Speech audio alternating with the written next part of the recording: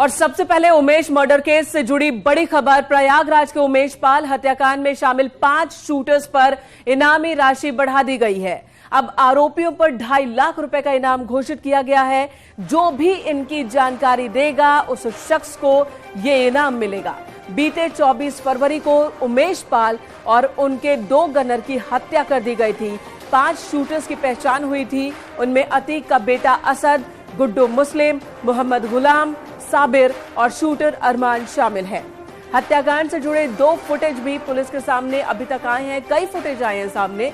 इनमें इन सभी चेहरों को पहचाना गया। आपको बताते चले, प्रयागराज पुलिस ने सभी शूटर्स पर 50-50 हजार रुपए का इनाम घोषित किया था, लेकिन अब ये राशि बढ़ा दी गई है। 2.5 लाख रुपए कर दी गई है।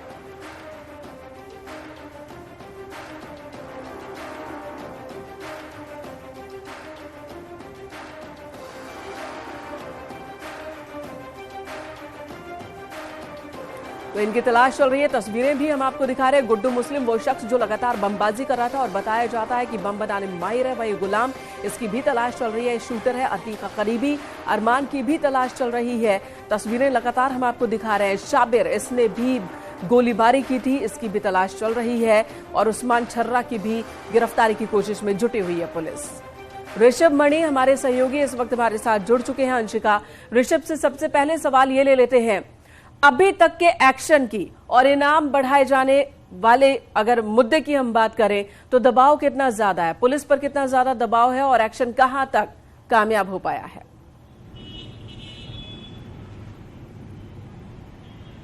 देखिए, पुलिस और एसटीएफ की करीब 15 टीमें इन आरोपियों की गिरफ्तारी में लगी हुई हैं। अगर हम बात कर लें, 5 राज्य से लेकर करीब 50 ऐसे जिले हैं जहां पर पुलिस और एसटीएफ की टीमें लगातार छापेमारी कर रही हैं। ये पुलिस की स्ट्रेटजी होती है। जब अपराधी चिन्हित हो जाते हैं, वो वांछित होते हैं, तो उनके ऊपर इनाम रखा जाता है। उत्तर प्रदेश के डीजीपी को ये पावर है कि वो ऐसे फरार अपराधियों पर 2.5 लाख तक का इनाम घोषित कर सकते हैं। लिहाजा उत्तर प्रदेश के डीजीपी डॉक्टर डीएस चौहान की ओर से 2.5 लाख का इनाम घोषित कर दिया गया है। तो जिनके ऊपर आरोप घोषित किया गया है, ये मान के चलिए वे पहली बार ऑफिशियली पुलिस ने डिक्लेयर कर दिया है कि जो फुटेज में दिख रहा है, हेलमेट लगाए एक व्यक्ति अरमान, उस पर 2.5 लाख का, असद अतीक अहमद का बेटा, उसके ऊपर भी 2.5 लाख का इनाम है। साबिर, जिसको गोली चलाते हुए देखा जा सकता है, उस पर भी 2.5 लाख का इनाम है।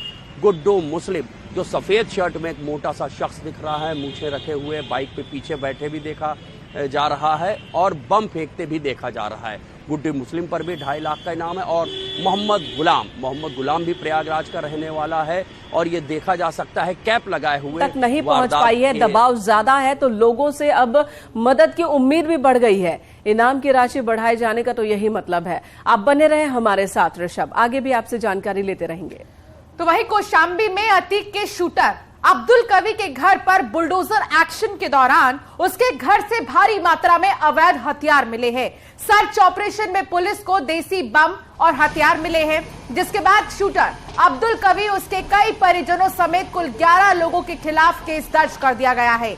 आपको यह भी बता दें कि शूटर अब्दुल कवी बीएसपी विधायक राजू पाल हत्याकांड का आरोपी है और वो पिछले 18 साल से फरार चल रहा है।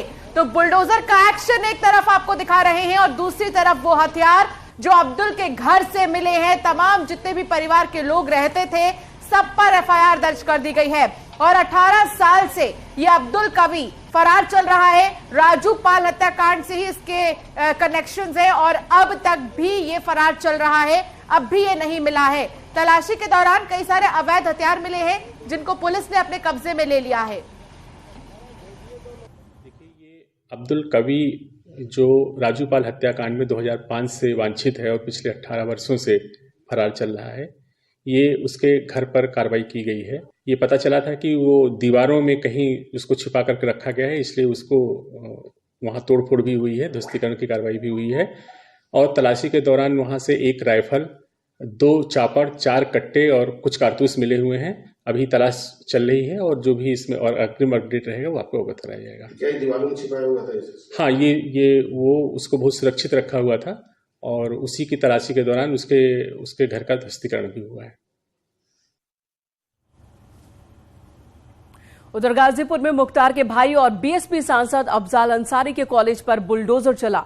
बुलडोजर से doctor MA Ansari inter college की बाउंड्री वॉल गिराई गई।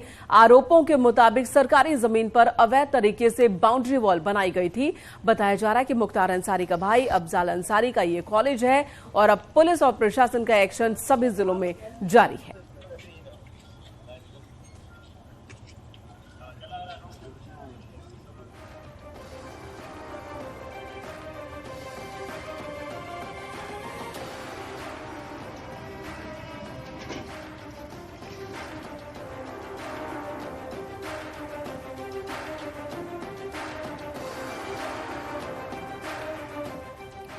तो वहीं गाजीपुर में मुख्तार अंसारी के करीबी कमलेश सिंह के परिवार पर एक्शन हुआ है। कमलेश सिंह के परिवार की बिल्डिंग पर बुलडोजर चला है। सदर कोतवाली क्षेत्र के फुल्लनपुर इलाके में कमलेश सिंह के परिवार की 2 मंजिला बिल्डिंग जमींदोज की गई है।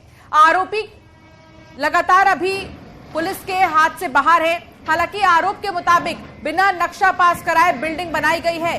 डीएम के निर्देश पर पुलिस प्रशासन ने ध्वस्तीकरण की कार्रवाई की है। ये भी बता दें कि मुख्तार के करीबी कमलेश सिंह की अब मौत हो चुकी है।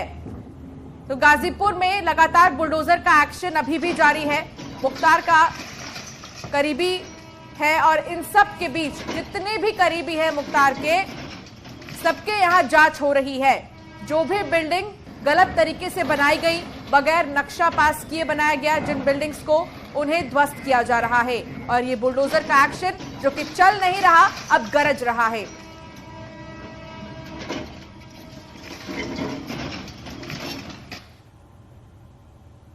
प्रयागराज में शराब पीने से रोकना एक ढाबा मालिक को महंगा पड़ गया। ढाबा मालिक को बुरी तरह से पीटा गया।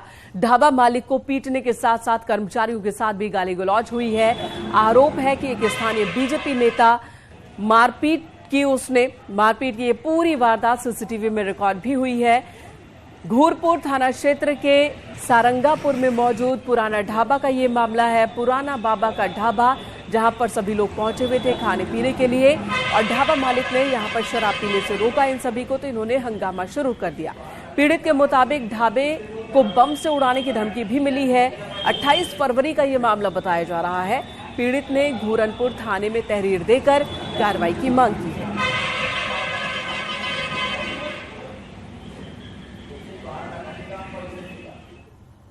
बीजेपी नेता जो है आए, बोले अंदर दारू पीना है, दारू पीना यहाँ सख्त मना है। और मैंने ये कहा भी उनसे, तो वो पहले दारू पीने की जिद करने लगे, पूरे स्टाफ को गाली गुप्ता देने लगे। और तो चूँकि फिर वो बात मान गए, बाहर जाके दारू पिए और आए। तो वो जो खलीस थी उनके पास कि हमने दारू उनको नहीं पीने दिया अंदर। उस खाना खाने के बाद पहली चीज़ तो पेमेंट के लिए दिक्कत करने लगे, उसके बाद पूरे स्टाफ को गाली गुप्ता देने लगे। बोले कि ढाबे को बम से उड़ा देंगे और जान से मारने की धमकी देते हुए हमसे मारपीट की। लखीमपुर खीरी में शराब के लिए पैसा न देने पर एक युवक के साथ 2 युवकों ने मारपीट कर दी। बीच बाजार में जमकर यह मारपीट हुई है। घटना पुलिस चौकी से चंद कदम पे दूरी पर ही है। युवक की पिटाई का जो वीडियो है अब वो वायरल हो रहा है। मामला मेतौली थाना क्षेत्र की कस्ता पुलिस पिकेट के पास का है। आप देख सकते हैं कि आखिर किस तरीके से यहां मारपीट हुई है और यहां से थोड़ी ही दूरी पर थाना भी है, लेकिन कोई खौफ नहीं पुलिस का इन लोगों में और ये बीच सड़क पर मारपीट करते नजर आए। और उधर ग्रेटर नोएडा में न्यूज 18 की खबर का असर देखने को मिला। पुलिस ने लिफ्ट को मैखाना बनाने के मामले में एक आरोपी को गिरफ्तार किया। बाकी आरोपियों की तलाश चल रही है। ग्रेटर नोएडा वेस्ट के बिसरक इलाके की एज सिटी का ये मामला। इन लोगों की शराब और सिगरेट के साथ था। लिफ्ट में महफिल सजाने की करतूत सीसीटीवी में रिकॉर्ड हुई थी और ये वीडियो सामने आया था। न्यूज 18 ने भी ये खबर दिखाई, जिसके बाद अब देखिए सलाखों के पीछे है आरोपी, जो सीसीटीवी कैमरे की तरफ बार बार देखकर धुएं का छल्ला उड़ा रहा था, लेकिन अब इसकी हरकत की वजह से अब ये सलाखों के पीछे है।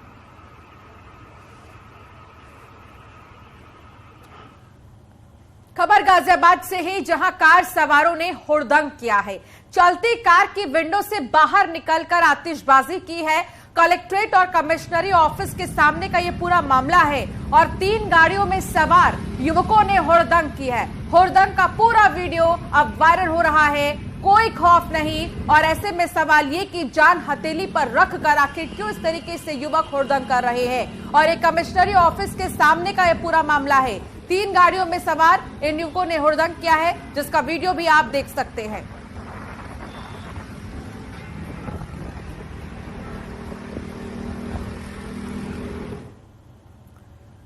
उधर प्रयागराज में भी आज एक हादसा हुआ। वहां पर झूसी पुल पर पिकअप गाड़ी में आग लग गई और देखते ही देखते पूरी की पूरी गाड़ी ही आग का गोला बन गई।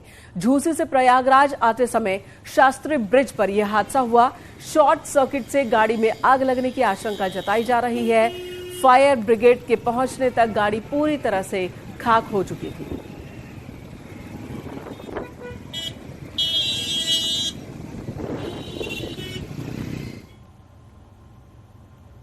और अब बात कुछ मौसम की। इन दिनों भीषण गर्मी से इंसानों के साथ साथ जानवर भी परेशान है। सीतापुर में हाथी का पानी से मस्ती करते हुए एक वीडियो वायरल हो रहा है सोशल मीडिया पर। वीडियो में आप देख सकते हैं कि किस तरह से हाथी सूंड में पानी भरकर शरीर पर डालता नजर आ रहा है। हौज में भरे पानी के पास खड़े होकर हाथी अपनी सूंड में पानी भरकर पहले तो अपनी पीठ पर डालता है पानी, उसके बाद वो अपने पेट पर पानी डालता हुआ नजर आ रहा है। हाथी 2-3 बार ऐसा ही करता है और ये वीडियो नैमिषारण्य की प्रसिद्ध 84 कोसी परिक्रमा का बताया जा रहा है। ये भी बता दें कि परिक्रमा में शामिल होने आए साधु संत अपने साथ हाथी और घोड़े भी लाए हैं।